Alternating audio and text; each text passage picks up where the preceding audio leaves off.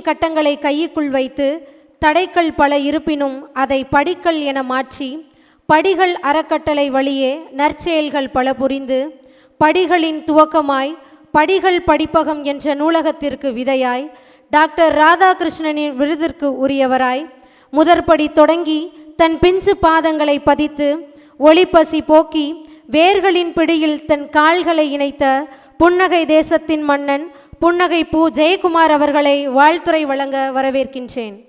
கவிதை எதை செய்யும்? ஏதாவது செய்யும். எப்படி செய்யும்?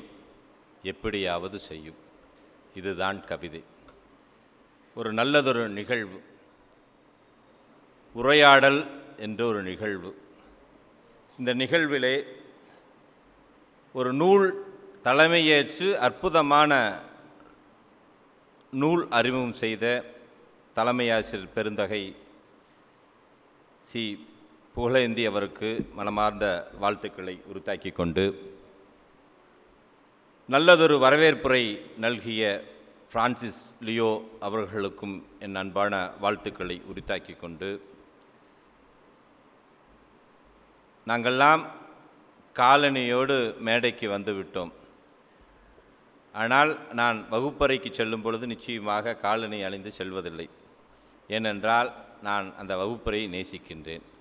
அதுபோல இந்த நிர்வாகத்தை நேசித்து இங்கே இருக்கக்கூடிய ஒவ்வொரு குழந்தைகளும் நேசிப்பதால் தான் அவர் அங்கே காலணி வைத்து இங்கே மேடையில் அமர்ந்திருக்கக்கூடிய அருள் தந்தை சு. லியோஸ் பிரிட்டோ இயக்குனர் அவர்களுக்கு மனமார்ந்த வாழ்த்துக்களை உரித்தாக்கிக் கொள்கின்றேன். அன்பர்களே,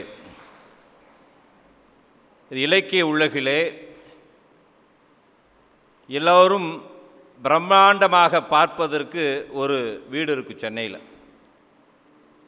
அவர்களையெல்லாம் நான் முத்துக்குமாரிலிருந்து பல்வேறு கவிஞர்களை உருவாக்கியவர். மற்றவர்கள் வளர்ந்தால் பொறாமைப்படக்கூடிய காலகட்டத்திலே அதெல்லாம் செய்யாமல் மற்றவர்கள் வளர்ந்தால் பெருமைப்படக்கூடிய ஒருவராக இருந்தவர் தான் கவிஞர் அறிவுமதி. அதுபோல பொள்ளாச்சி இலக்கிய வட்டத்தில் என்னை முதல் கொண்டு எண்ணற்ற வேர்களை இரவெல்லாம் என்னுடைய முதல் கவிதை தொகுப்பு முதற்படி 2014 வந்தது. அதற்குண்டான அழகு சேர்க்கும், அதாவது எடிட்டிங் பணிகளை செய்து இன்று பொள்ளாச்சி பகுதியில் அறிவுமதியாக இருக்கக்கூடிய அன்புக்குரிய கவிஞர் புன்னகை சே. ரமேஷ்குமார் அவர்களை மனதார வாழ்த்துகிறேன். வணக்கங்களுடன். அன்புக்குரியவர்களே,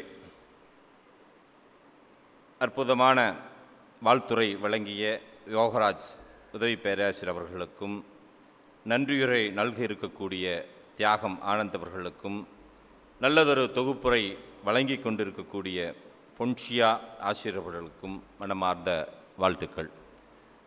நண்பர்களே, கிட்டத்தட்ட 270 கிலோமீட்டர் பொள்ளாச்சியிலிருந்து திருச்சிக்கு. இந்த 270 கிலோமீட்டர் இருந்தாலும் தொடர் நட்பின் அடிப்படையாக 2 நாட்கு ஒரு முறையாவது நான் பேசிக்கொண்டிருப்பேன். அவருடன் பேசும் பொழுது எனது மனைவியிலிருந்து மகன்களெல்லாம் ஒதுக்கி சென்று விடுவார்கள். அவ்வளவு மகிழ்ச்சியாக, அவ்வளவு ஆனந்தமாக நான் பேசுவேன். தலைவா அப்படிம்பார், நானும் தலைவா அப்படிம்பேன். அவ்வளவு ஒரு உரையாடல் 2 நாட்களுக்கு ஒரு முறையோ அல்லது 3 நாட்களுக்கு ஒரு முறையோ நடந்துவிடும். அப்பேற்பட்டவர் தான் கவிஞர் என்பதை தாண்டி ஒரு பூபாலம் என்ற ஒரு பதிப்பகத்தை உருவாக்கி பதிப்பாசிரியர் ஆகி, அதையும் தாண்டி இந்த மாணவர் செல்வங்களுக்கெல்லாம் ஏதோ ஒன்றை சொல்ல வேண்டும் என்ற அடிப்படையிலே உரையாடல் ஒரு அமைப்பை உருவாக்கி அது இயக்குனராக இருக்கக்கூடிய அன்புக்குரிய நண்பர் ஜே. தமிழ்ச்செல்வன் அவர்களுக்கு மனமார்ந்த நன்றிகளையும் வாழ்த்துக்களையும் உரித்தாக்கிக் கொள்கின்றேன். ஏன்னா அடுத்த என்னுடைய 7வது கவிதை தொகுப்பு 16 சக்கரங்கள் கொடிசியாவில் 28ஆம் தேதி வெளியிட்டிருக்கிறேன். அதாவது கொடிசியா அப்படிங்கிறது கோயம்புத்தூர் புக் ஃபேரில். அதில் முதல் கவிதையே ஜே. தமிழ்ச்செல்வன் அவர்களுக்கு தான் சமர்ப்பணம் செஞ்சுருக்கின்றேன். அந்தளவுக்கு ஒரு நல்லதொரு நட்பு அதை உருவாக்கி கொடுத்தவர், எங்களை எல்லாம் வழிநடத்தி கொண்டிருக்கக்கூடியவர், எங்கள் தவறுகளையும் எங்களது சரிகளையும் தட்டி கொடுத்து நாங்கள் 2004 ஒரு 15 வருஷம் அதாவது எடுத்துட்டாலும் கூட சரியாக 2012-13 ஒரு பிரம்மாண்டமாக பார்த்த ஒரு கவிஞர். இன்றும் பிரம்மாண்டமாகத்தான் பார்த்து கொண்டிருக்கின்றோம். இருந்தாலும் கூட எங்களுக்கு ஒரு சரியதொரு வழியை கொடுத்து வழிநடத்தி கொண்டிருக்கக்கூடிய அன்புக்குரிய ஆசான் அம்சப்பிரியா அவர்களுக்கு மனமார்ந்த வாழ்த்துக்களை உரித்தாக்கிக் கொள்கின்றேன். ஏன் இதை சொல்கிறேன்னா, நான் படிகள் அறக்கட்டளை படிகள் படிப்பகம் என்பதை தாண்டி முதல்ல படிகள் பதிப்பகம் என்ற ஒன்றை உருவாக்கினேன். அந்த முதல் தொகுப்பையும் என் அன்புக்குரிய ஆசானுக்கு தான் அந்த புத்தகத்தை வடிவமைத்து கொடுத்தேன். அந்த கவிதை தொகுப்பு தான் சொற்கொடை. ஒரு அழகான வடிவிலே வந்திருக்கின்றது என்பதை பெருமையோடு சொல்லி, இந்த கவிதைகள் அத்தனையுமே தன்னம்பிக்கை எனும் நார் மட்டும் நம் கையில் இருந்தால் உதிரும் பூக்களும் மாலையாய் வந்து ஒட்டிக்கொள்ளும் மேத்தாவின் வரிகளைப் போல ஒவ்வொரு கவிதைகளும் தன்னுள்ளே இருக்கக்கூடிய மகிழ்ச்சியை தெரிவிக்கக்கூடிய கவிதையாக இந்த சொற்கொடையில் மலர்ந்திருக்கின்றது.